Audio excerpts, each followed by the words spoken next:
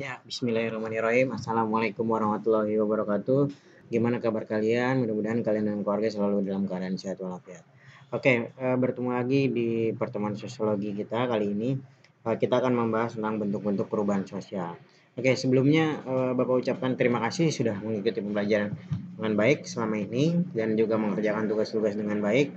Kemudian juga selamat bagi kalian yang kemarin nilai ujian bloknya bagus, bagi yang kurang bagus dipelajari lagi supaya tidak mendapat nilai remedial. Oke. Baiklah anak-anak, hari ini kita akan melanjutkan materi kemarin. Kalian udah buat slide-nya, Bapak ucapkan terima kasih. Gambaran slide-nya itu bagus-bagus, keren-keren ya. Paling kekurangannya hanya desainnya aja ya, gambarnya supaya lebih komunikatif dan juga supaya lebih informatif, lebih mudah dipahami ya. Secara keseluruhan bagus, Bapak appreciate buat usaha kalian. Oke, ini Bapak akan bahas kembali tentang bentuk-bentuk perubahan sosial. Kalau kemarin kalian ada membuat aja, sekarang Bapak jelaskan ulang ya. Oke, baiklah anak-anak, sebelum kita mulai semua, semoga pelajaran kita hari ini dengan kemudahan, keberkahan. Yuk sama-sama kita awali dengan baca basmalah. Bismillahirrahmanirrahim. Oke, lanjut.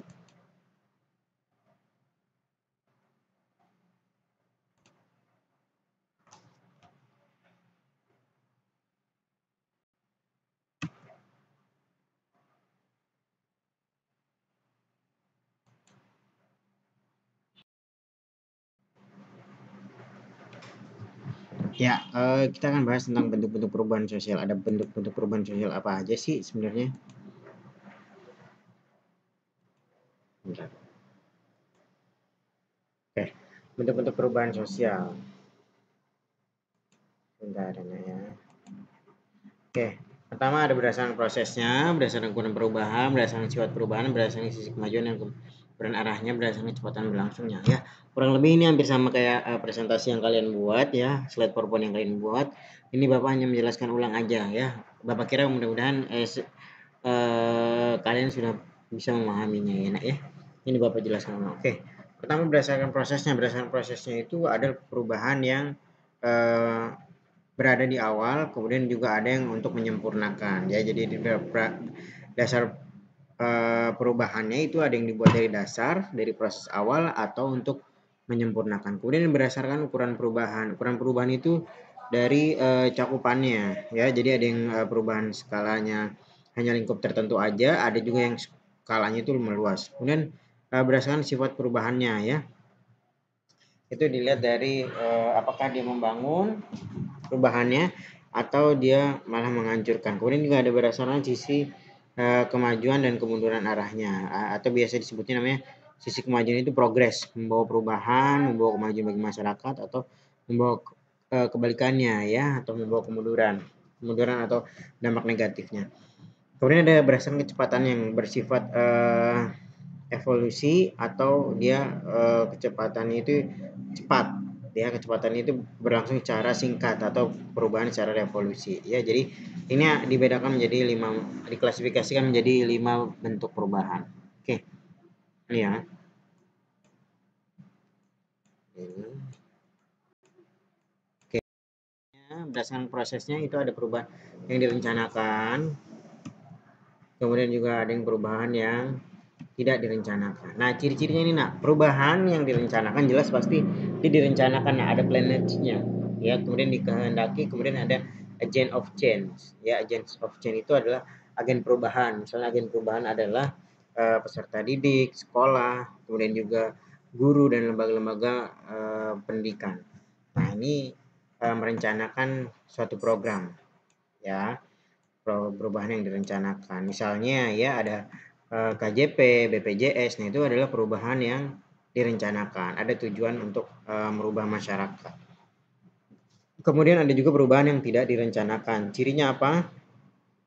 Cirinya adalah perubahannya tidak terencana, di luar perencanaan, kemudian juga tidak dikehendaki, tidak diharapkan oleh masyarakat, dan juga tidak dapat diprediksi. Nah, ini contohnya adalah penyalahgunaan atau dampak negatif dari adanya perubahan yang direncanakan. Misalnya tadi ada namanya KJP, yaitu kan positif ya, untuk membeli kebutuhan sekolah, buku, tas, dan lain sebagainya. Tapi ternyata di masyarakat, di realitanya itu banyak terjadi pelanggaran ya, misalnya dibuat apa aja, tapi sekarang sudah semakin ketat. Kalau dulu kan banyak dilakukan penyimpangan, misalnya dibuat beli pulsa dan lain sebagainya.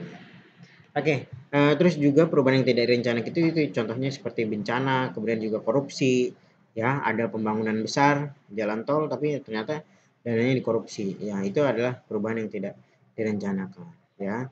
Ada dana desa tapi dikorupsi dan lain sebagainya. Ada bantuan sosial tapi dikorupsi. Nah, itu perubahan yang tidak direncanakan dan tidak dikehendaki oleh masyarakat. Coba, ini ada fenomena gambar orang sedang membuat konstruksi jalan. Kira-kira apakah ini perubahan yang direncanakan atau tidak direncanakan? Ya, silakan kalian tebak sendiri ya. Jawabannya jelas adalah perubahan yang direncanakan ya. Oke, silakan alasannya kamu bisa eksplor sendiri. Ada perubahan berdasarkan ukuran perubahannya. Ya, ada perubahan kecil yang skalanya hanya lingkup masyarakat kecil aja, hanya terjadi pada orang-orang tertentu. Kemudian juga ada perubahan besar, perubahan yang mencakup lingkungan masyarakat luas. Perubahan kecil itu biasanya hanya orang-orang tertentu aja yang mengalami, misalnya kayak perubahan fashion, ya berarti orang-orang yang menggeluti fashion aja yang tahu. Kemudian perubahan gaya rambut, style, nah itu adalah perubahan-perubahan kecil. Atau misalnya perubahan-perubahan yang ada di lingkungan masyarakat, perubahan pengurus RW, RT, nah itu tidak berpengaruh besar. Kemudian perubahan besar itu adalah perubahan yang skalanya besar, misalnya perubahan kurikulum, perubahan sistem ekonomi, ya, perubahan sistem politik, atau perubahan gubernur dan juga perubahan presiden. Nah, itu adalah contoh perubahan besar, ya. Atau biasanya disebutnya budaya populer, pop culture ya, Nak ya. Oke, selanjutnya ada ini gambar, kira-kira apakah ini termasuk identifikasilah mengapa tren pada gambar tersebut termasuk perubahan kecil. Kenapa coba? Kenapa ini termasuk ke dalam perubahan kecil? Ya, karena dia hanya yang menggeluti bidang fashion aja. Yang mengalami tukang beca, tukang ojek nggak ngaruh model rambutnya kayak apa juga nggak akan ngaruh ke mereka ya. Penghasilannya tetap dengan kayuhan mereka, bukan dengan rambutnya mereka. Oke, itu lanjut. Berdasarkan ukuran perubahan berdasarkan sifat perubahannya. Ada yang sifatnya struktural, mendasar ya, dari yang paling bawah. Kemudian ada yang sifatnya proses, memperbaiki ya. Cirinya ini ya, kata kuncinya adalah perubahan struktur itu mengubah struktur yang ada, membangun perubahan pada lembaga sosial masyarakatan yang lain ya. Perubahan struktural berarti dari porosnya, nah, dari dasarnya itu udah berubah, maka semuanya akan berubah. Contoh yang paling sederhana adalah perubahan pada reformasi ya, Nak ya. Reformasi 98, revolusi 98 itu yang dulunya pemerintahannya diktator ya. Sistem pemerintahannya juga yang bisa dibilang diktator, kemudian juga terlalu banyak polusi, kemudian ada reformasi berubah menjadi pemerintahan yang demokratis ya. Kemudian ada sistem-sistem baru, misalnya perubahan-perubahan dalam peraturan pendidikan, ekonomi dan lain sebagainya, sistem ya, sistem perekonomian dirubah. Nah, itu adalah perubahan struktural. Kemudian ada juga perubahan proses. Nah, bedanya kalau yang proses ini udah ada programnya atau perubahan tersebut sudah ada, cuma dilengkapi lagi ya, atau diperbaiki lagi, misalnya kayak kurikulum ya. Kurikulum sekarang udah ada kurikulum 2013, dulu sebelumnya ada kurikulum 2004 ya, kemudian disempurnakan terus. Nah, itu menjadikan perubahan proses ya. Kemudian juga budgeting ya, sekarang ada e-budgeting namanya, terus juga ada kebijakan pajak dan lain sebagainya. Itu adalah sebuah keringanan atau perubahan-perubahan yang sifatnya merupakan sebuah proses ya. Nah, ini ada contoh perubahan. Ada komisi pemilihan umum ya. Apakah dia termasuk perubahan struktural atau perubahan proses? Ya, jawabannya adalah perubahan proses. Ya, kenapa bisa? Karena pemilihan umum itu dulu udah ada. Cuma ini dirubah, diperbaiki sistemnya ya, secara luber, langsung, umum, dan objektif ya, terbuka, langsung umum dan terbuka. Itu pemilihan yang sekarang. Oke, selanjutnya ada berdasarkan sisi kemajuan dan kemunduran arahnya. Ada perubahan progres, itu adalah perubahan yang membawa kemajuan. Contohnya gampang ya, ya, seperti teknologi, internet, dalam komunikasi maupun transportasi dan lain sebagainya, itu membawa perubahan progres kemajuan. Misalnya dalam transportasi kita bisa menghemat waktu dan lain sebagainya. Kemudian banyak ditemukan belanja online ya nak ya, itu menjadi progres kemajuan semakin efisien dan efektif waktu. Kemudian ada perubahan yang sifatnya regres, nah kemunduran, atau bisa dibilang dampak negatif dari perubahan progres ini ya. Misalnya dari ada internet, banyak terjadi penyalahgunaan ya nak ya, digunakan untuk transaksi barang-barang terlarang, narkoba gitu ya, kemudian dijadikan ajang penculikan. Kemudian dengan adanya teknologi banyak juga digunakan untuk membajak atau menghack ya, atau pernah ada kasus skimming ATM ya nak ya, dia membobol ATM. Nah itu bagian dari kemajuan teknologi. Nah ini membawa pengaruh kemunduran. Kemudian ada kemajuan juga teknologi sosial media, ada namanya TikTok ya nak ya. Nah TikTok ini maju secara teknologi ya, mungkin ya nak ya, kita bisa dance, kita bisa main musik di situ, di live atau di video kan, tapi secara adab dan etika itu membawa kemunduran ya, karena banyak anak-anak kecil yang mudah mengaksesnya, kemudian dia menirukan tarian-tarian atau video-video yang kurang layak dengan umurnya ya. Secara adab itu membawa kemunduran ya nak ya, kalau kita tidak bisa menyikapi. Adabnya kurang, etikanya kurang. Nah, di sini ada identifikasi jenis perubahan berdasarkan fenomena pada gambar tersebut. Ya. Kalau dulu ada membaca dengan buku, kalau sekarang kemajuannya kita cukup dengan handphone model e-book ya. Pastinya ini juga ada positif dan negatifnya ya. Pasti selalu beriringan ya. Tergantung kita membawanya gimana ya. Ini adalah sebuah kemajuan. Kita bisa akses apa aja, kita nggak perlu bawa buku yang setebal ini mana-mana, kita cukup menggunakan handphone, kita akses, kita buka datanya ya, hanya berupa kepingan, nggak berupa setebal buku kayak gini. Oke, lanjut. Perubahan berdasarkan kecepatannya ada evolusi. Cirinya adalah membutuhkan waktu lama, rentetan perubahan-perubahan kecil. Kemudian perubahan revolusi itu terjadi secara cepat dan terjadi pada pokok kehidupan masyarakat, dasar kehidupan masyarakat. Ya, contoh evolusi itu adalah perubahan yang secara berlahan atau lambat, dan dia perubahan-perubahannya itu sifatnya masih kecil ya. Nah ya, misalnya perubahan evolusi itu adalah contoh gampangnya ada perubahan manusia purba, itu lama banget ya kan, dari masa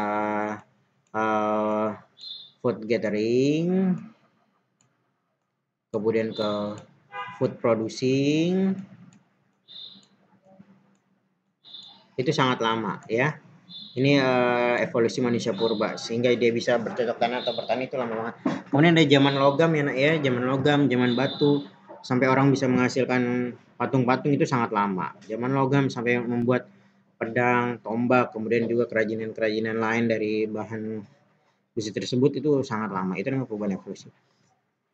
Kemudian kalau perubahan revolusi itu adalah perubahan yang secara cepat dan mendasar. Kemudian dampaknya pun meluas ya. Kalau di Indonesia ada reformasi 98 ya nak ya. Revolusi 98. Kemudian di Prancis ada revolusi Prancis, kemudian ada revolusi industri di Inggris, kemudian ada revolusi Amerika dan lain sebagainya. Ini boleh kamu cari lagi ya nak ya, tentang revolusi yang ada di dunia. Ya. Nah ini ya paling terkenang ya di Indonesia ya nak ya. 98 jadi titik balik bagi Indonesia untuk bangkit dari keterpurukan, dari kolonialis, dari nepotisme, dari KKN lah ya, dari kediktatoran pemerintahan yang sangat tertutup ketika itu. Identifikasi jenis perubahan berdasarkan fenomena pada gambar, jelas ya nak ya. Ini adalah perubahan revolusi ya, karena dia secara cepat dan juga mendasar bagi masyarakat Indonesia. Sampai sekarang bisa merasakan kebebasan pers. Coba kalau dulu itu sangat tertutup ya nak ya, nggak bisa sembarangan orang. Oke, Demikianlah pertemuan kita, mudah-mudahan itu dapat bermanfaat buat kalian. Ini berisi tentang penjelasan bentuk-bentuk perubahan sosial. Oke, sampai di sini dulu, kurang lebihnya mohon maaf. Jangan lupa di-subscribe, di komen ya Nak ya untuk absennya. Oke, kita udah masuk PSBB tahap kedua. Udah bukan bertahap lagi ya, tapi ini udah fase kedua. PSBB-nya udah semakin ketat, tolong di rumah aja, pakai masker dan juga cuci tangan yang rajin ya Nak ya. Oke, itu aja, kita berdoa sama-sama mudah-mudahan kondisi ini cepat selesai. Terima kasih. Yuk kita tutup dengan baca hamdalah. Alhamdulillahirabbil alamin. Terima kasih. Wassalamualaikum warahmatullahi wabarakatuh.